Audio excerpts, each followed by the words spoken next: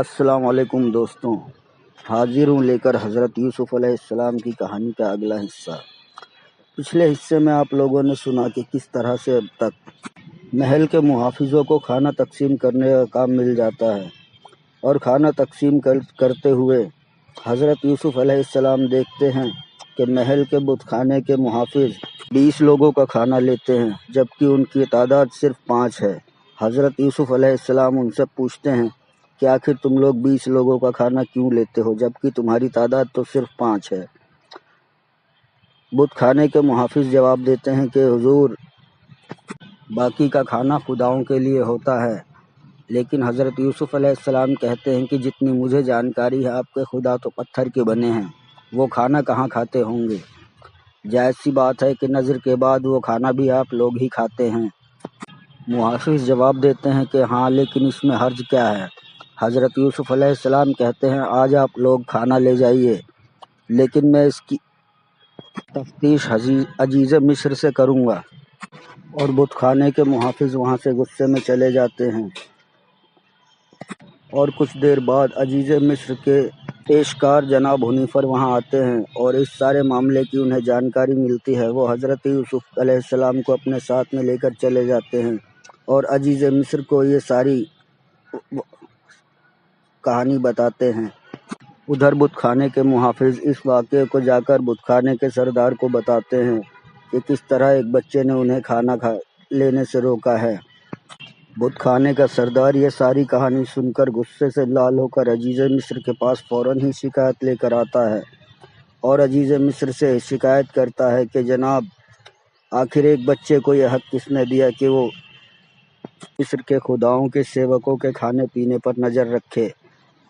عزیز مصر اسے جواب دیتے ہیں کہ آخر یہ کیسا انصاف ہے کہ کسی کو تو ایک آدمی کا کھانا ملے اور کسی کو 5 لوگوں کا کھانا ملے۔ اس طرح سے تو آپ لوگ دوسرے لوگوں کے حساب سے 4 گنا زیادہ کھانا کھاتے ہیں، یہ انصاف ٹھیک نہیں ہوگا۔ حضرت یوسف علیہ السلام نے صحیح چیز پر آواز اٹھائی ہے، اور آئندہ 5 لوگوں کے لیے صرف 5 لوگوں کا ہی کھانا ملے گا۔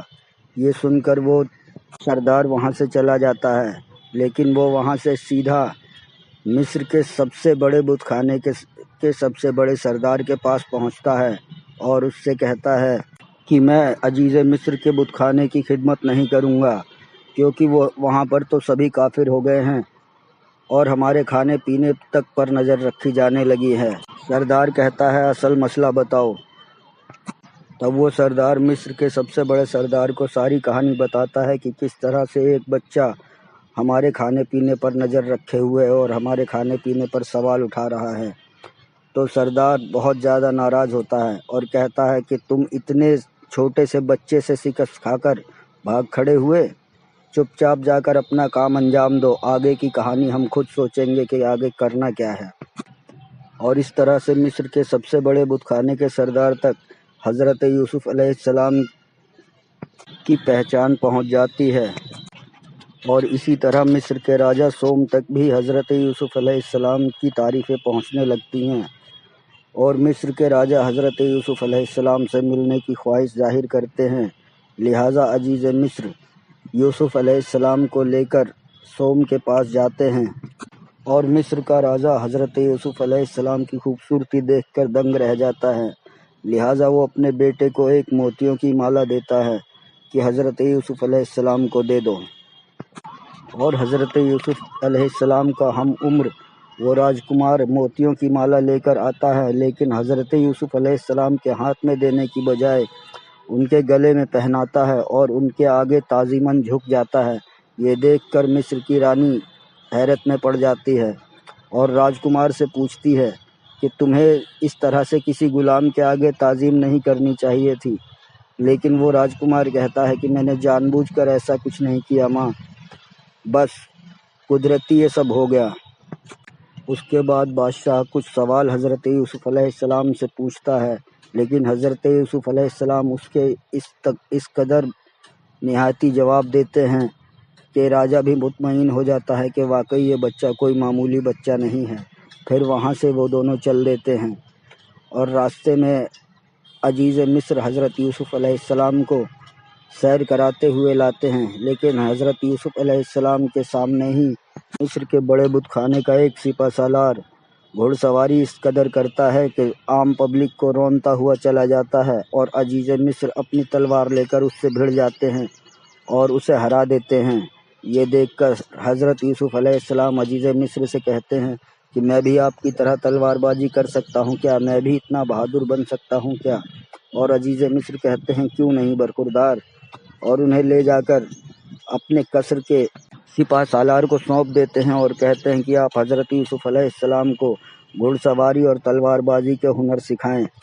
اور اس طرح سے حضرت یوسف علیہ السلام محل میں ہی گھڑ سواری، تلوار بازی اور بھی کئی ہنر سیکھنا شروع کر دیتے ہیں۔ ہنر سیکھنے کے دوران وہ غلاموں کے خیمے میں بھی گھومنے پھرنے جاتے ہیں۔ غلاموں کی بستیوں میں انہیں ایک ان کا ہم عمر بچہ ملتا ہے جس کا نام نیمی سابو ہوتا ہے، اور وہ ان کا دوست بن جاتا ہے۔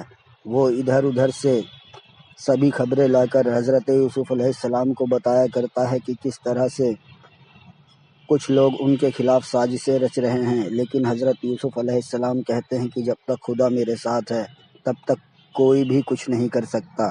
اور محل کی سازشوں سے جوجھتے ہوئے، اپنے دوست نیمی سابو کے ساتھ کھیلتے ہوئے، اسی طرح سے حضرت یوسف علیہ السلام محل میں ہی بڑے ہوتے ہیں اور جوان ہو جاتے ہیں۔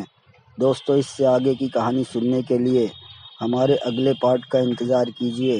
السلام علیکم، شکریہ۔